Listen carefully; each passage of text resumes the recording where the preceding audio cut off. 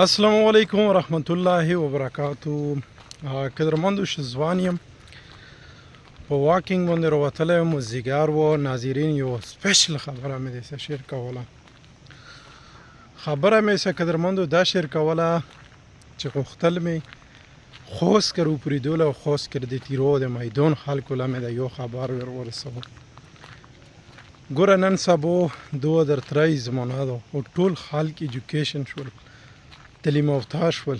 اوس ګوره هغه دهشتګردۍ او د خفیه سوچونو سوچ لوړه اورېدلې مې دي چې په تیرو کې پاو چې کم دي په خلکو باندې وسله تقسیم کړي دي او یو امن لشکر جوړوي.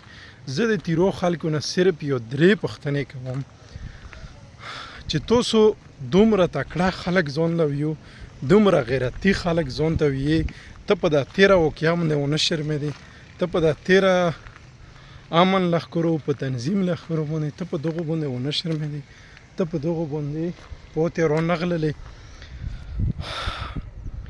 زه ته صرف د یو خبر د لدر کوم چې تاسو د ټوپک او د وسلې دوباره راوخلو، تاسو په څه توره وکړو. تاسو که مخکې توره کړې وي چې ټولو پرې دیر وخوستي وو او توره هم پې کړي وي، خو اوس پې هم پې وکړو.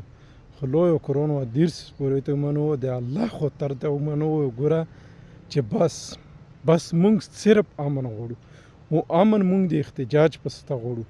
د دنیا د ټولو نه ټاپ انټیلیجن ادارې د پاکستان دی، د ټولو نه ټاپ پاور د پاکستان دی، د ټولو نه وسله ښه وسله د پاکستان سره او ټینګ توپه، او تاسو یې په ټوپکو باندې طالبان شلو. ورا بس مهرباني به همدا وي چې دښینه کله ورشو. والسلام.